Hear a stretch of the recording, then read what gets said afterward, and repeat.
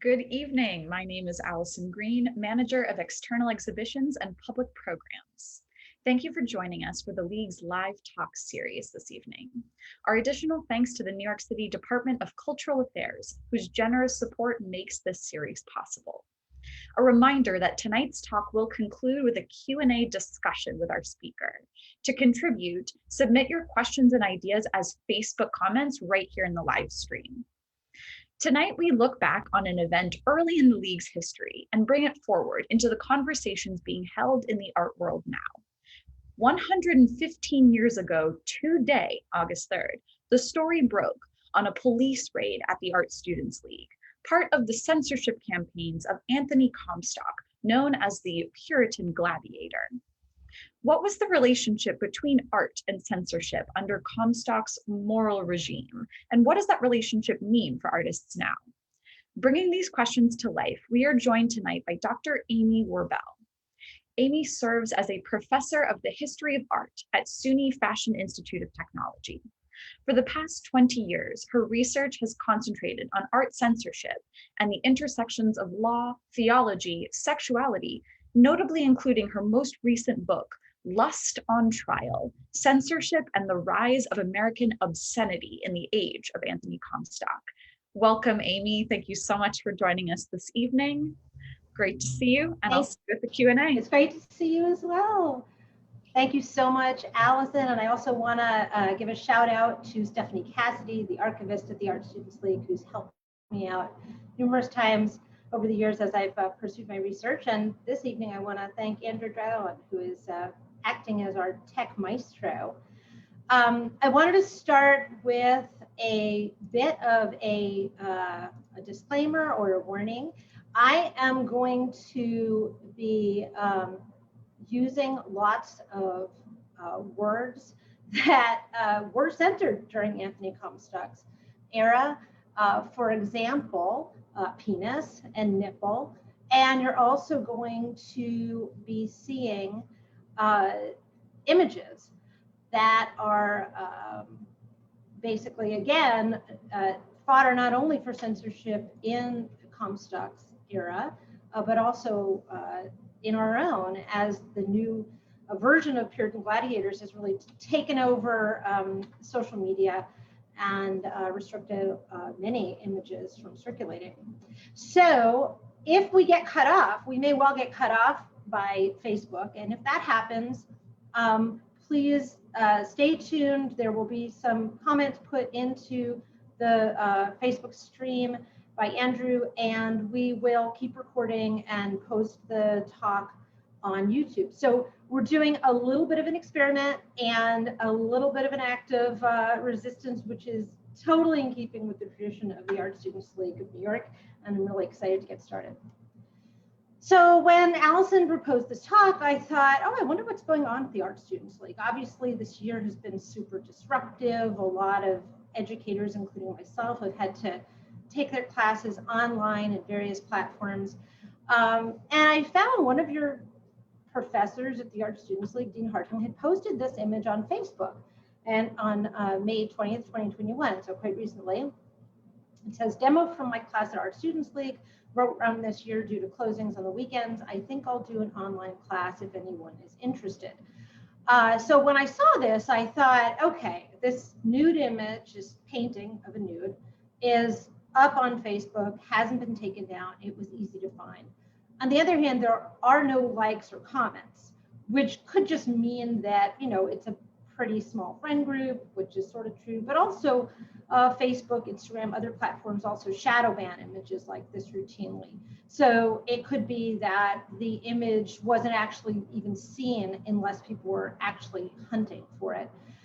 At the end of the talk, we're going to have time for comments and chat, and I really want to hear from you, because you, artists of the Art Students League, and whoever else may be watching, many of you are on the front lines in these kinds of issues. Like, have you participated in online life drawing classes or painting from life classes? Has your art been censored online? So please share your experiences and questions, and hopefully we can add some documentation to this sort of very interesting and fraught moment. There have been some highly publicized examples of life drawing classes and images of nudes being censored recently on the internet, including in 2020, Instagram removed examples of life drawings made during online classes at the Royal Academy in London. People were uploading what they were doing using the hashtag #LifeDrawingLive. And actually, I was just recently on the Royal Academy Instagram page, and it was really scrubbed of nudes. It was very noticeable. And then there are sites like Don't Delete Art, which aggregate and curate examples of art that has been censored off of Facebook, Instagram, other platforms. And I was thinking about this image on the left by Noel Zapata, uploaded, censored by Instagram in May of 2020. He wrote, "The original post was not removed. The problem was when I went to make an ad about the same post, it was denied due to being sexually provocative or overly suggestive."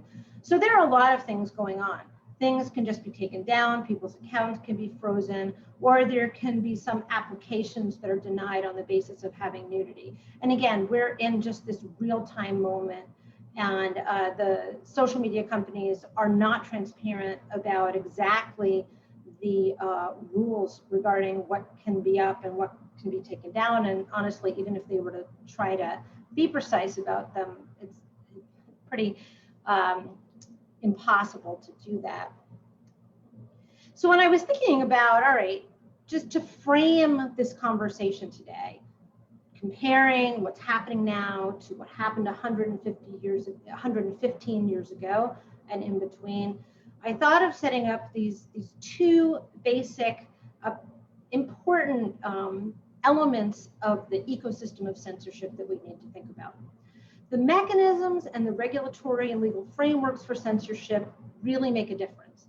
It matters that computer algorithms are now responsible for almost all of the censorship that is happening on social media platforms, and especially because of the pandemic, that most people are really able to access art and images through these social media platforms right now.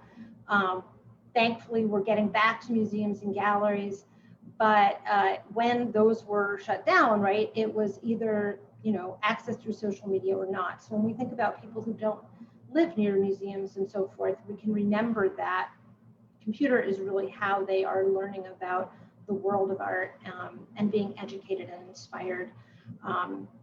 And so that mechanism, the fact that a computer and algorithms are making the choices is important, but also the regulations and laws. So the regulatory aspect of this is that artists have a lot to lose, right? If they can't reach audiences, potentially patrons, collectors, right?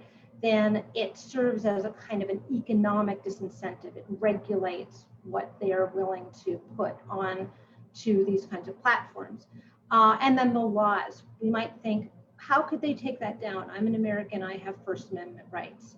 The First Amendment doesn't apply to private companies, right? So it's Congress shall make no law, which applies to government agents, will not censor this kind of material, aren't supposed to censor this kind of material. Those rules absolutely don't apply to Facebook, Instagram, etc.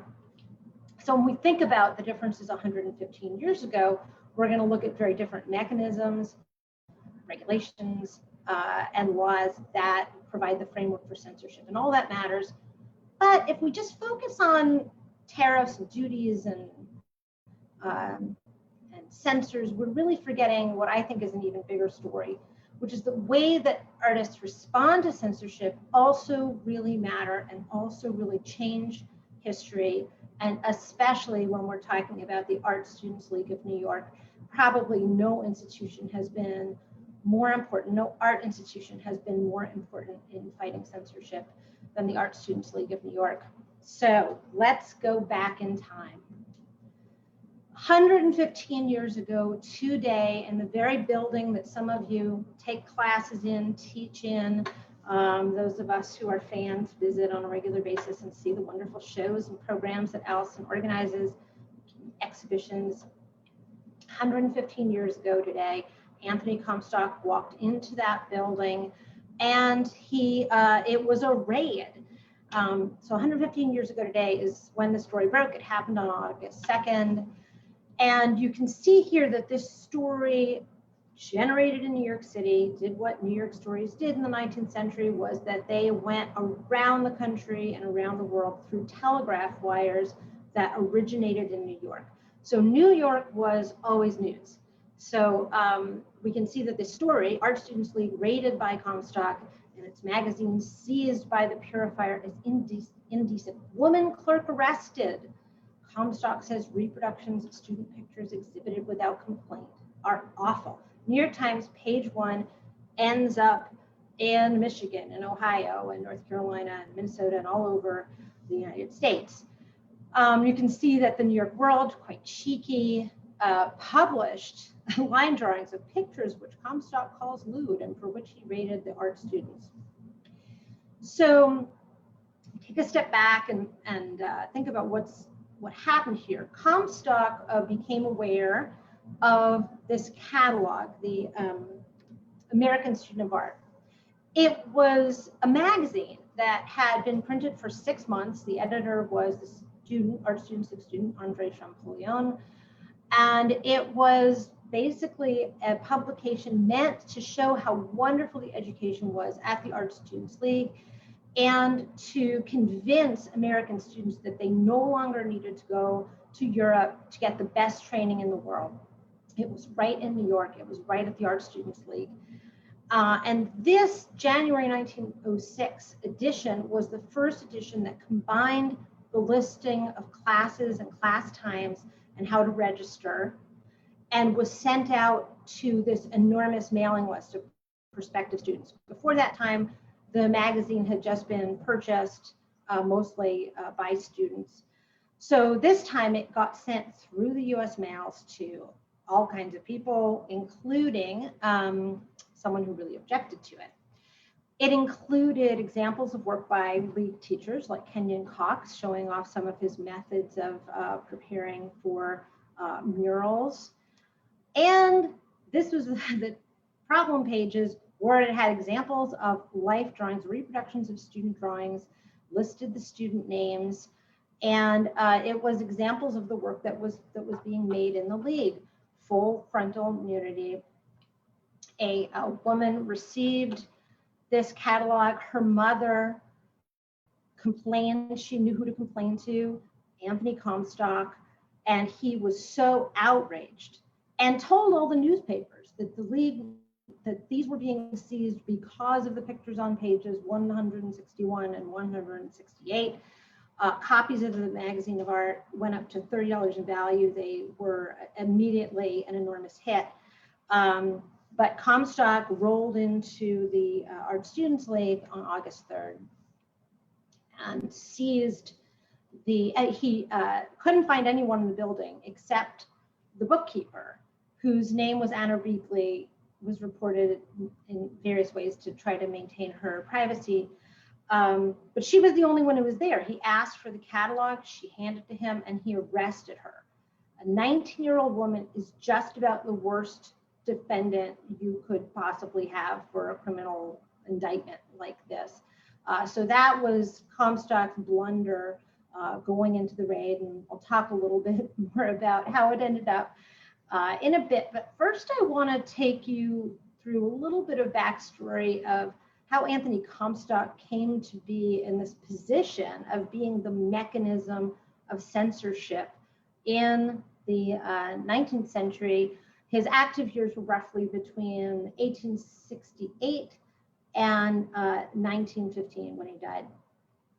Here he is, we see him in his New York office in 1900.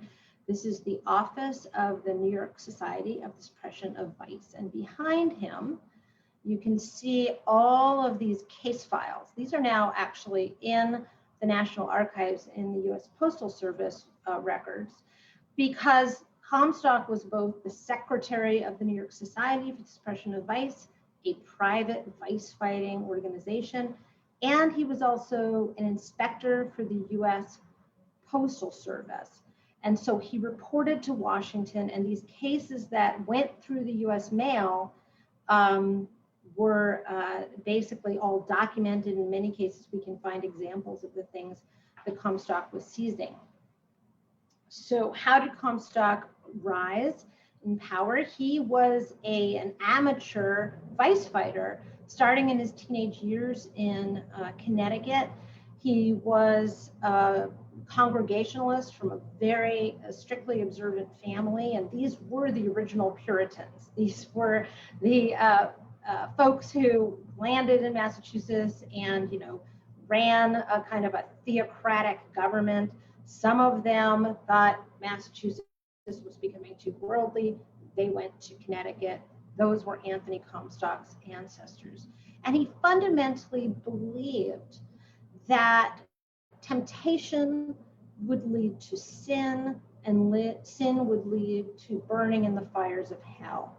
Images of the nude were a temptation to vice. And he starts very early on in his career to focus on images of the nude as inducements to sin. After the Civil War, he moved to New York City and fell in with the gentleman who ran the New York YMCA, including Samuel Colgate, who was quite wealthy industrialist. Many of you are using the Colgate toothpaste today that derives from his company. And Colgate funded, and other wealthy Christian industrialists funded Comstock to go to Washington and urged passage of a bill that put into American law for the first time a mechanism for censorship that had some teeth to it. And the representative from Connecticut, Miriam, presented this on the floor of the House by saying, "It may well be doubted, Mr. Speaker, if war, pestilence, or famine could leave deeper or deadly scars upon a nation than the general diffusion of this pestilential literature." So this was seen as a real danger to the moral character, and especially of young men, and this became part of federal law. This is also when contraceptives and abortifacients first became illegal in US federal law. And just as a side note, largely the Comstock law was sort of undone over a series of smaller, chipping away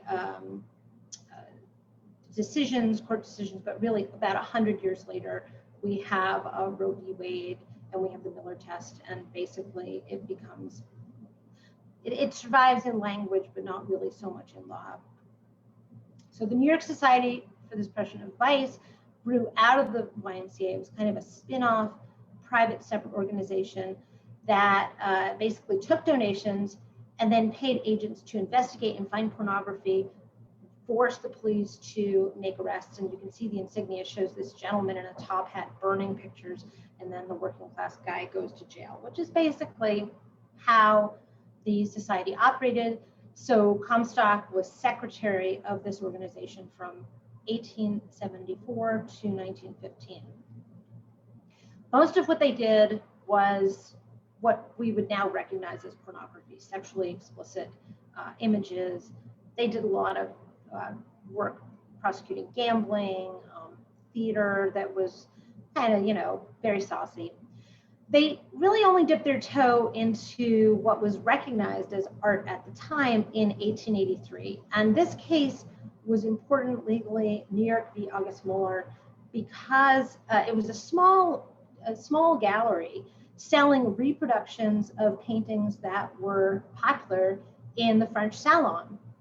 And you can see examples of that: Cabanel's Birth of Venus, Bouguereau's Nymphs and Satyr. These are in the Metropolitan Museum today, and actually were pretty shortly, after these cases. But the really important thing about this is that Comstock won. This, he took these reproductions of French Salon pictures to the judge, and the judge said, well, if you say, it's obscene, that's fine with me. The case went up to appeal, and now for the first time, we have an actual definition of what obscenity is. So obscenity became illegal, but nobody was really defining it. And the judge in New York v. August Muller imports a definition of obscenity in this moment from English common law. If its effect be to excite improper emotions and inward thoughts, if it suggests an impure sense or is likely to produce a depraved state or condition of the mind, or it is treated in such a way as to arouse improper passions, then it would be indecent under our laws as declared.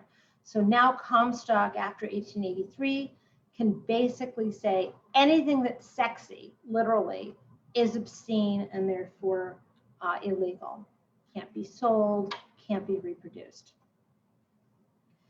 Artists and dealers only really started to take this seriously in 1887 when Comstock went after the Knoedler Gallery, which sold to the Vanderbilts and the Havemeyers and the Morgans and, you know, fancy rich people. And the New York Evening Telegram went so far as to publish line drawings of all 27 images that were seized. And as you can see, these are all female nudes that, again, were popular in the French salon. And we know that artists in New York, especially artists at places like the Art Students League who couldn't travel to Paris, collected these small, relatively inexpensive black and white reproductions of salon paintings. They were also used by dealers to show to prospective buyers, right? Look at this painting, are you interested in it? And then they would pay to have it shipped over. So artists started to be aware that this Comstock is really a problem, right?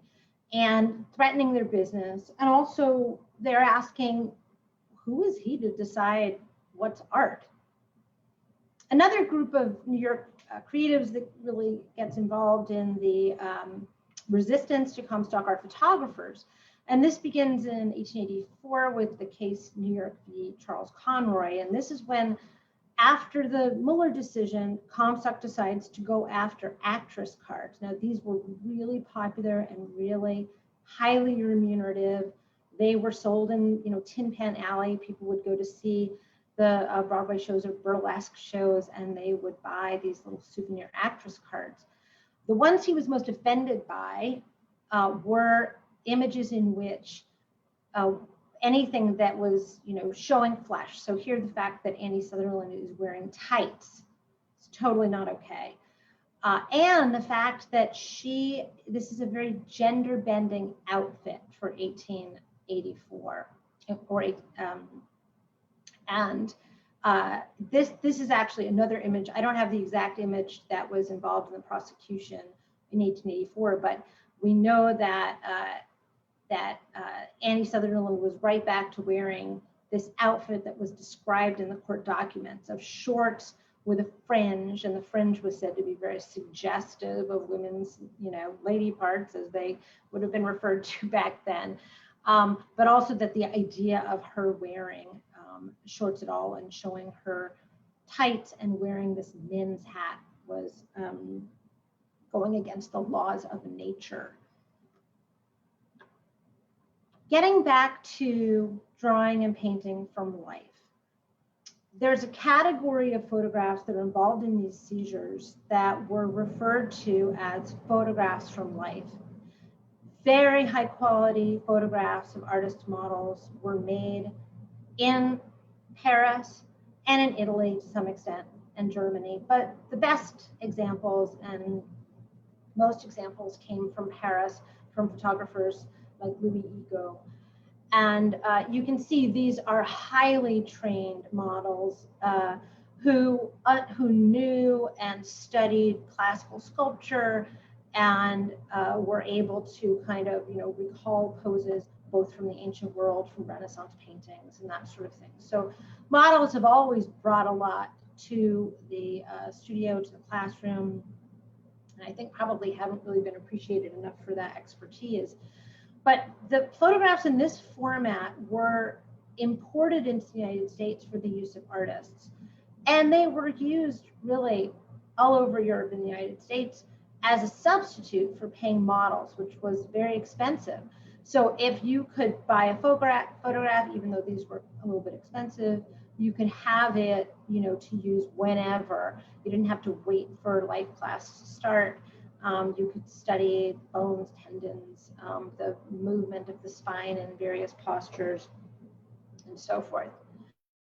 And I love this example of this pose that we know so well from the Statue of Liberty. We see in La Verite on the left in the painting. And then in a photograph 3 years later, we see a model assuming this pose, even down to, you know, her raised left hand holding kind of a book. She's got this whole thing down with the shift of her hip, modeling, again, this very popular painting. So models hold this knowledge, they transfer from art that's already been made, and are able to draw on all of this study. And then again, the photograph reproduces that going forward for students. In the United States, these photographs were being seized in enormous quantities, and also tariffs had really been raised to try to prevent French photographs and art from coming into the United States. So artists like Thomas Eakins started to make their own, actually only Thomas Eakins really starts to make his own photographs from life, using himself as a model, as you see here, and also quite controversially using his students as models. He ends up getting fired in 1886, the same year that he appears as an expert witness in the case of Pennsylvania versus Ripka, Francis Pfeiffer, Junior Cohn, and Snyder. And, you know, the case really involved whether artists needed to use these photographs. They were being sold at a local artist store, along with paints and brushes and canvases and everything else. And the case actually ended up getting thrown out of court, and the Pennsylvania judge tells Comstock to go back to New York. Nobody wants you here. But Eakins ended up losing his job for this and other kinds of infractions that the board just was not going to put up with. So artists had a huge stake in these Comstock seizures and prosecutions. They were very much aware of what was going on, and the news, as I said, was spread across the United States of what Comstock was doing. This little snippet that I have is from the arrest records of the New York Society for the Suppression of Vice. I photographed this at the Library of Congress in Washington. This is Comstock's handwriting. He annotated all of the cases. And this is kind of, he's actually a really great writer. It's a lot of fun to read his take on things. But about the Art Students League case, coming back to that, he wrote, "This arrest led to violent abuse before the public, books destroyed, December 20th and 2106 by order of the district attorney." We get a lot of information from this. The violent abuse before the public is what I want to first focus on. And this is where the Art Students League really came together. Everett Shinn, a real fixture of the league, is quoted in, I believe, the New York World, saying, "We know what to do with him, get at him, caricature him, lampoon him." And that's what Art Students League students did. They made a kind of an effigy of Comstock that they hung outside of the window, and they made a lot of cartoons kind of poking fun at him. I don't exactly know who made some of these life cartoons, but you can see some of the tactics that were involved in kind of trying to erode his authority as a censor. And artists are really pushing back. They say things like, has he been to Europe? Has he ever been to a museum? Does he know anything about art? Why does he get to decide? On the left, we see, you know, let Anthony Comstock's punishment fit the crime. And, you know, the crime being he has to actually try to make a life drawing, which, as some of you know, is incredibly difficult and very arduous. And the other thing is to actually be a life drawing model, which if some of you have modeled or are presently modeling will know is also an incredibly arduous task. And the students are sort of laughing at him. You know, the term body shaming didn't exist at the time, but we can apply that contemporary term to a lot of the commentary on Comstock that was sort of making fun of his rather large frame. Not that that was the most salient, you know, critique of someone who had such a powerful influence in American life. And on the right, we see Comstock dressed like a girl. So all of this sort of gender identity and calling out of gender roles, what's supposed to be a proper gender role, is a big part of all of the Art Students League raid kind of interpretation, both at the time and we can look at it now through that lens. The fact that Anna Robinson, a young woman clerk, was arrested, and Comstock was portrayed as being a brute for throwing a 19-year-old girl in jail. Just to be clear, she was bailed out the same day, but they, just hyped on the fact that he had thrown a young woman in jail. Comstock talked about the fact that he had seen young women looking at life drawings of nude models, meaning nude men, which he considered to be a total affront to their femininity and a danger to their kind of moral existence. From his perspective, women were not supposed to have any kind of aroused feelings. So that idea that women might see images that would lead to arousal was absolutely, the worst outcome imaginable. And so here in this image of Comstock dressed as a girl, right, spraying mud on the Venus de Milo, he's not only defiling art, but the cartoonist is also kind of slamming him as being, girlish in his fear, I suppose you might call it. So there's a lot of, again, looking through the contemporary lens, we can see a lot of this sort of gender posturing. This is probably the largest cartoon made by Louis Glackens, the brother of the Art Students League regular William Glackens, St. Anthony Comstock, the Village Nuisance, published in the satirical magazine Puck, which is a very large format magazine, as you can see, beautifully illustrated with color. And, Comstock's doing all these ridiculous things, like, being afraid of these underwear, with storefront windows, taking a bath fully dressed, and then in the lower right, burning in the fires of hell with a peekaboo mask on his bottom.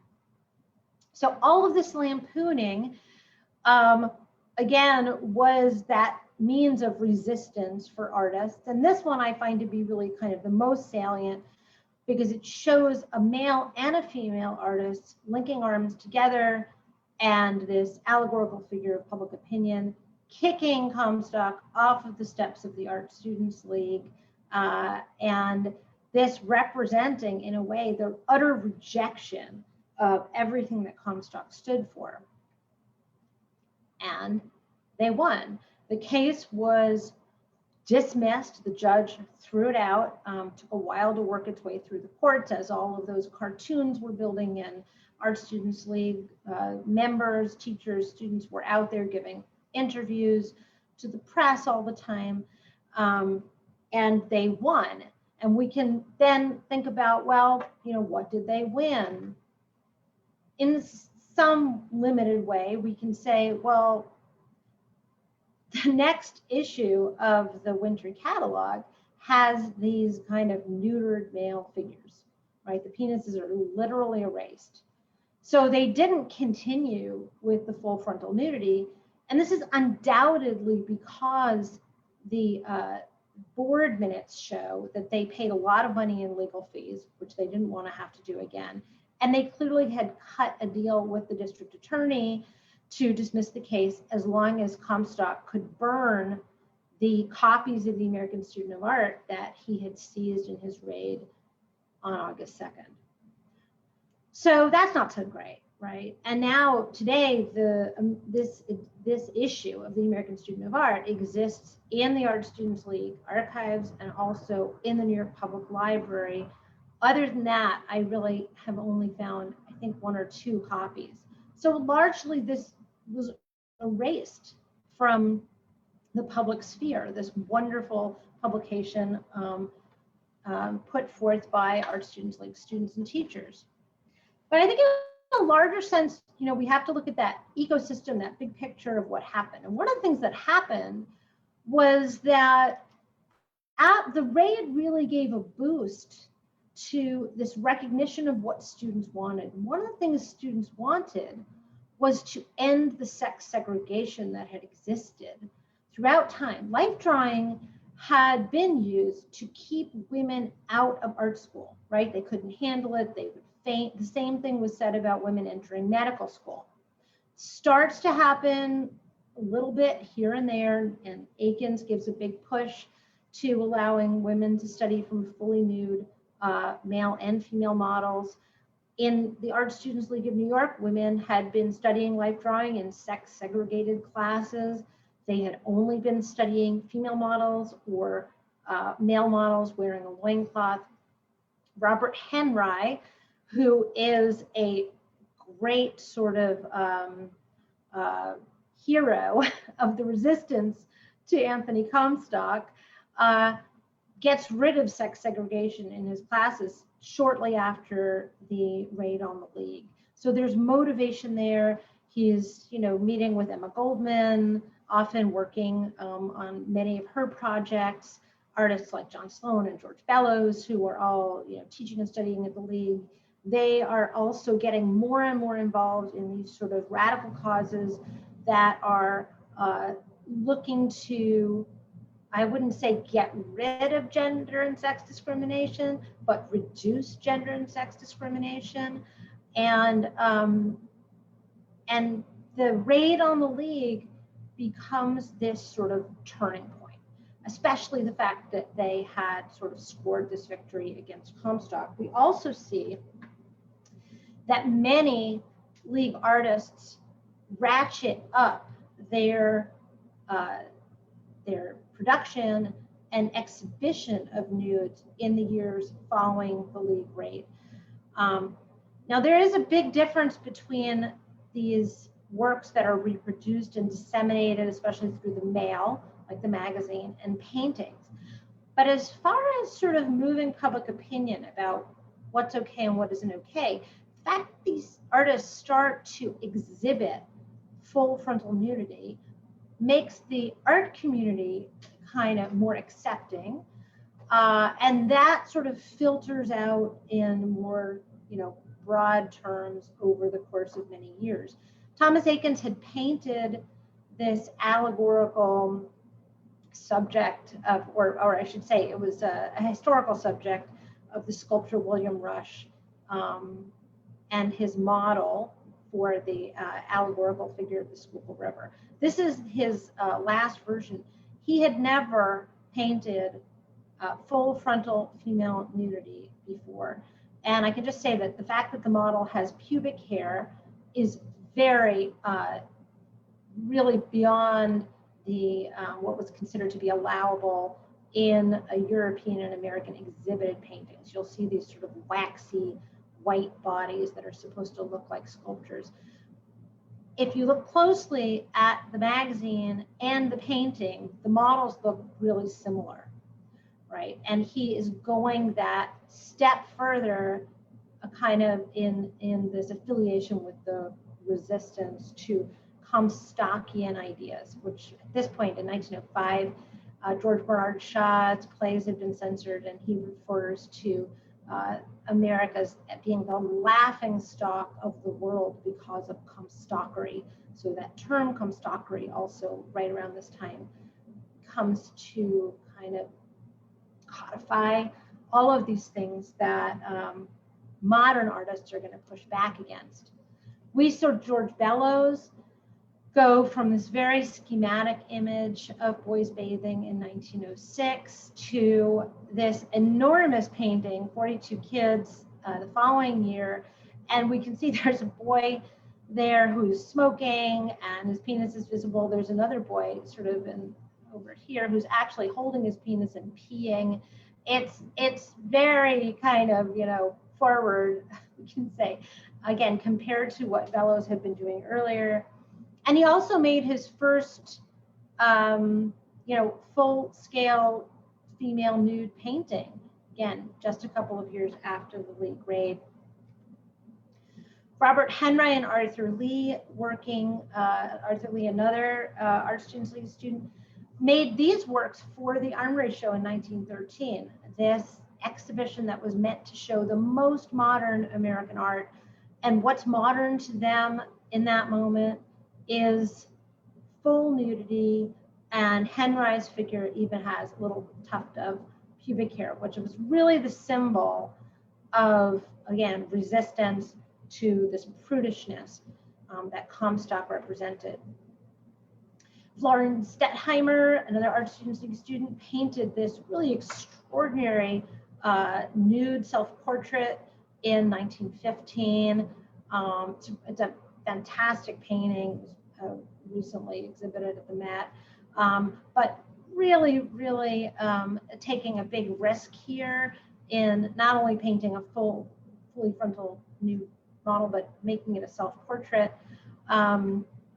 And then Clara Tice, who was an Art Students League who came to the attention of the press in 1915 because she had put these black and white line drawings of nudes up on the wall at Polly's restaurant in the West Village. It was kind of a lefty hangout.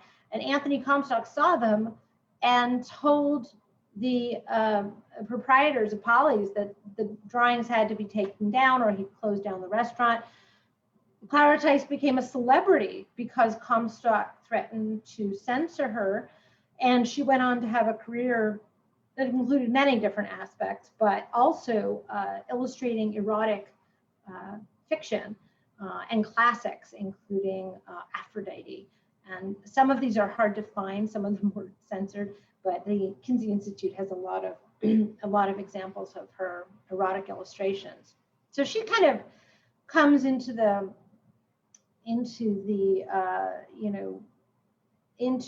world as a professional with this mark of everybody knows, oh, Clara Tice, you're the one who was censored by Comstock, kind of, sort of. And that really kind of frames her thinking about her work. And I would just pull it forward a little bit to Paul Cadmus, obviously really important figure in the history of the Art Students League. His painting, The Fleet's Inn in 1934, which has a lot of kind of homoerotic elements, including these two gentlemen gazing deeply at each other, and all these sort of bulging, male buttocks and female. But this painting was censored, and Cadmus said, I owe the start of my career really to the admiral who tried to suppress it. This was censored from an exhibition at the Corcoran Museum. And I just put the name and title of this recent Met Perspectives blog, which is really great, and it references some of the important research on the censorship of queer artists in the 20th century. But Brian Martin writes, Cadmus provided countless local and national newspapers across the country with direct quotes, actively shaping the narrative around his censorship. He even had the painting photographed and personally distributed the images to the press. He also made prints saying that basically they could get rid of the painting, but they wouldn't be able to get rid of the multiples, the prints. So he's being extremely savvy here about kind of building his brand in a way on the back of this attempt at censorship. So all of this is proof of the thesis of my book, Lust on Trial, Censorship and the Rise of American Obscenity in the Age of Anthony Comstock. All of these are examples of the ways in which censorship backfired and actually, if you look at a little bit bigger picture, produced the opposite of its intended result. So what can we make of this? What can we take from this to understand our present moment? One big takeaway, artists don't like being censored.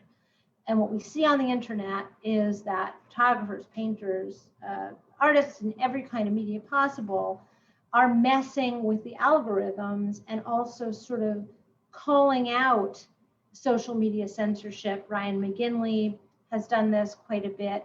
And also really pointing out that the algorithms are programmed by people who have biases.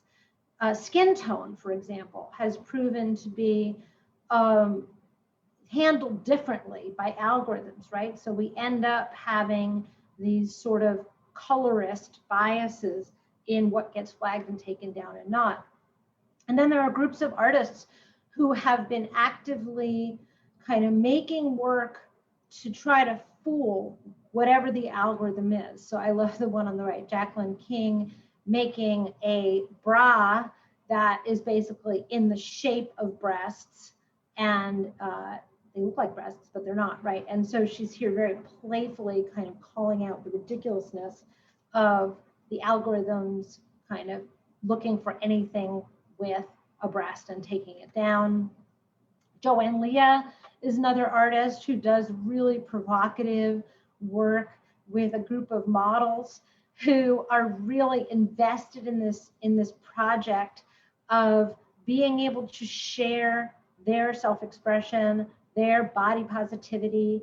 Many of her models are sex workers or former sex workers, or they are transitioning or have transitioned, and they want to be able to share the joy they take in their bodies. And she works with them to make these really extraordinary, beautiful, playful images that, again, can get past the censors, the Puritan gladiators of our own day, which are those computer algorithms.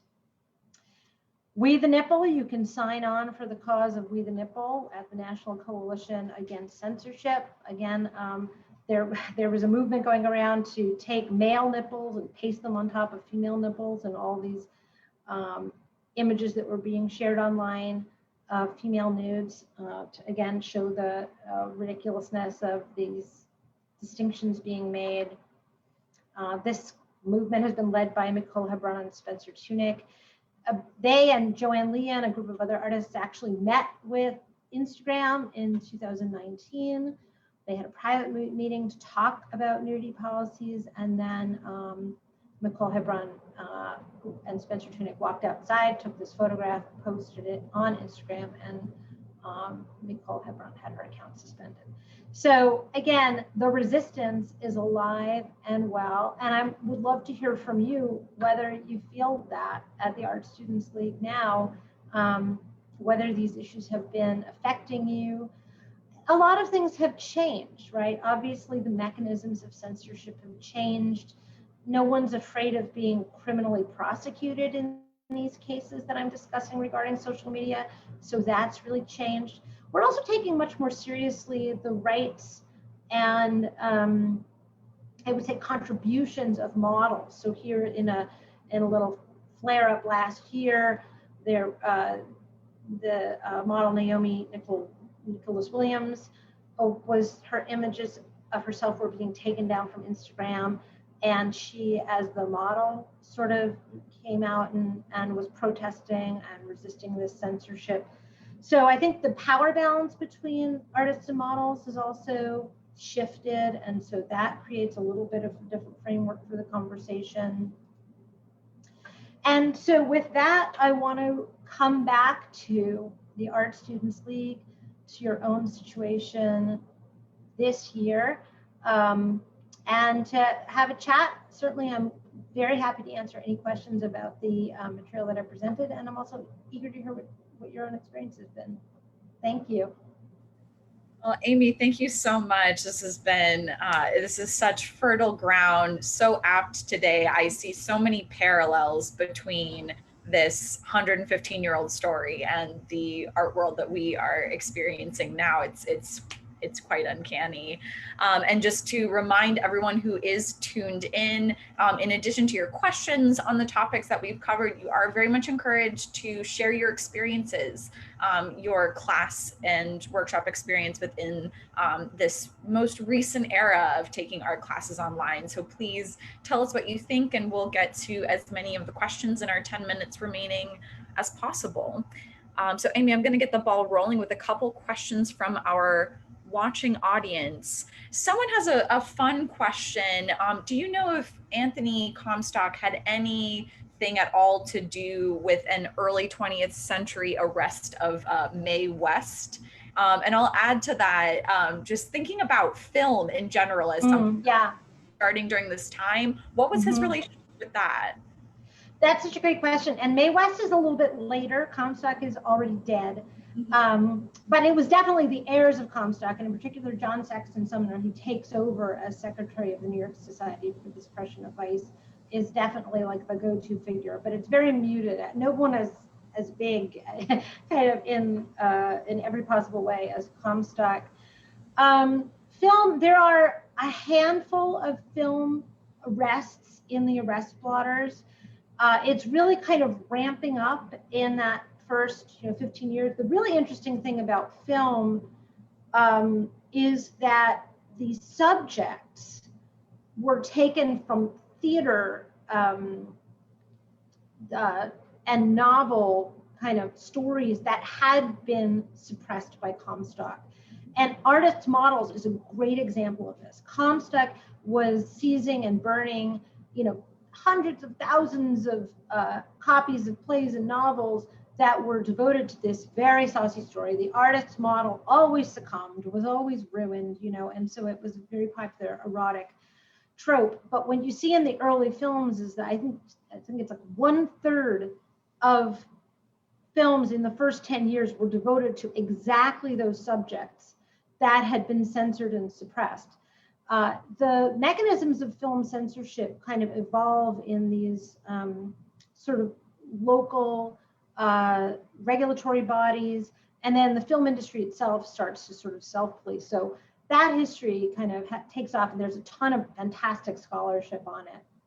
That's interesting. It seems to speak to this point that you make about how works that were censored kind of develop their own cachet, their own exciting Yes, reputation. absolutely. Adds to their appeal. And they're seen as modern. It's new. Mm-hmm. Yeah, subversive. Subversive sells. That's a good motto.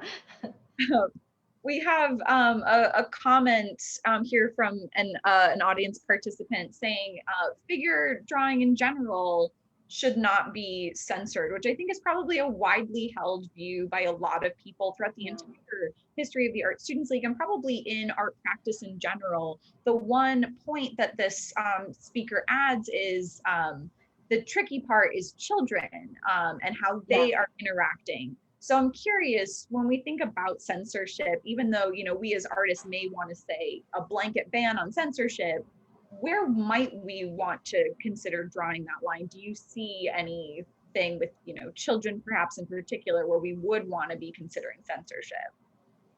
Well, there's a lot that goes into that. And the first thing I want to say is that I am grateful that Facebook and Instagram make efforts to censor, because, Facebook, this platform that we're using right now, has been used to stream beheadings, suicides, right?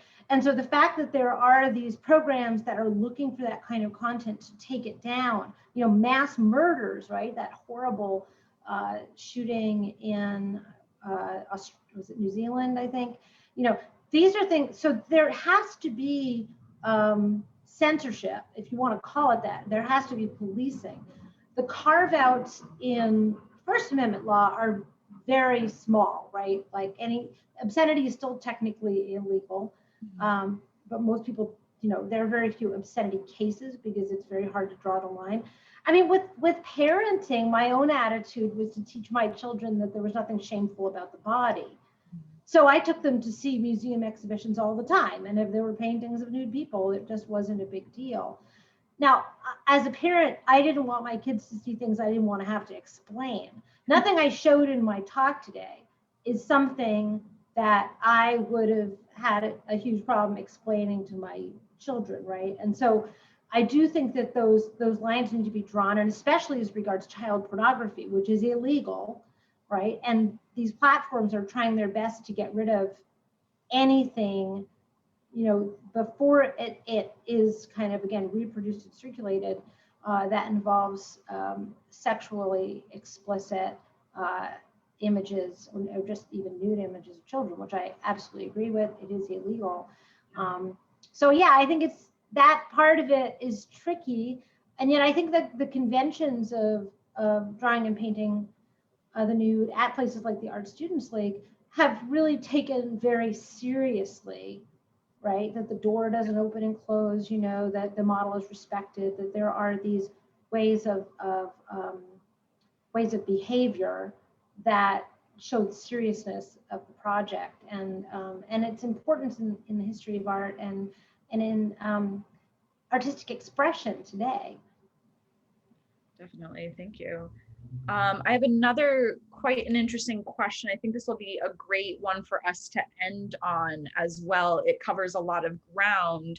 The question is if you can speak a little bit to these two different types of censorship that we're seeing today, or perhaps there's more, but censorship as it pertains to the First Amendment, this legislative type of censorship versus, you know, privatized censorship, publishers, social media. Right. You know, what are your thoughts on maybe the relationship between those two, and which we as artists might consider honoring more? Censorship, I mean, to just talk about the law and what you can get in trouble for it really doesn't really doesn't tell you the story, because artists have rent to pay, right? And as book authors do too. And I did have two images that the printer wouldn't print, and I was given the choice of, well, if you want to print them, we'll have to go with a different printer, and the cost of the book would go from, you know, $35 to $60, and I chose not to include them. Oh, wow. So, and I take that as a good example of the economic kind of aspects of all of this. When we're talking about government censorship, there's a fair amount of case law. Famously, the Mapplethorpe case, you know, the curator who was arrested for obscenity, and that being really a violation, right, of, you know, a criminal indictment of someone who is presenting work with artistic, scientific, literary, or political value, right? This is the new Miller test of obscenity. That's a very, very high bar for prosecutors to meet in the sphere of art, and they don't attempt it. But what happens is it's in the room where in the rooms where the deals are made, and what are we going to show and what are we not going to show? Curators have to confront, what might we show that's going to get us in trouble with the people who give us money? Those could be government agencies, National Endowment for the Arts. Would they fund this, not fund this? Would Pepsi like to have its name on this show or that show? And so I think it's a little bit, I mean, they're definitely, they have a lot of things in common. I think whether you get your money from the government or you get your money from a private corporation, you know, you have to think about what you can sell. And I think that if you make edgy work, as we can see in these examples, you're definitely going to get some notoriety. You can get your name out there. You may find those collectors who are really interested to buy the provocative, cutting edge work. But then you're also going to kind of alienate another group of collectors. And so that balance exists in every cultural moment, and artists are always navigating it. And what's so wonderful as a historian to study people who died a long time ago is that you can get a better handle on it. And so as we move into the present day sphere, it's a little bit harder to see the big picture of what's winning out now, right? Like there are all these, you know, critical race theory laws and that sort of thing. But then we can also see people who are saying, you know what, I never thought about teaching critical race theory. And now that I've learned about it, I think I will. So, and that's sort of an example of where censorship calls attention to what it's trying to suppress. And once that happens, we really can't be sure of whether the censor is going to win or whether the idea or the aesthetic, the visual is going to win out. Always in all of this, we hope for the least amount of, you know, harm to children and to, you know, and again, talking about the models, what rights models have, I think is really important, right? And that control of the image of your own body is really important, which wasn't discussed in the 19th century. But I think, yes, that is such an important question. It really goes to the heart of the challenge of all of this. There is no easy answer in any of this today. And I just want to thank all the artists out there who are, you know, continuing to make work and hopefully giving us kind of new inspiration to leap forward. Absolutely. Yeah, I think this is such a great point to end on, this idea that censorship really does call attention to the whatever is being presented. And so even as this relationship evolves and our technology makes for a different type of platform for censorship, there will always be a relationship here between makers and, you know, people trying to judge through the making and to adjudicate through it. And now throw computer programs in. Yeah. Because as artists change their aesthetic, their choices, the computer algorithms are kind of tweaked, and then there's sort of artificial intelligence, right? That they're changing in response to what artists are creating. And so that whole feedback loop has just gotten a lot more complicated as well. So we do our best to understand the times we live in. Absolutely. Well, we'll have to have you back when we have even more tech to cover, and the issue becomes even more complex in the decades to come. I would love that. Thank you. So I want to say thank you again, Dr. Amy Werbel, for joining us this evening. Stick around for just one more moment to our audience to learn more about these topics and to keep these conversations going. Please feel free to continue sharing your experiences, your questions, your comments in this Facebook live stream. And we're going to add a couple of links in the Facebook comments. So stick around for just one more minute after we sign off. The first of these links is going to be information on Amy's most recent publication, or Amy's most recent book, excuse me, Lust on Trial. So look for that. As well, Amy has also just begun a year-long fellowship at the UC Center for Free Speech and Civic Engagement. Details about the fellowship project will be available in the second link as well. Please visit our website, artstudentsleague.org, and subscribe to our newsletter for announcements on the next live talks that you can expect for the summer and into the fall. Also follow us on Instagram at ASLNYC to keep up with our events and our programming there. Once again, Amy, thank you so much for your time this evening. Thank you to those of you who tuned in, and as always, stay healthy.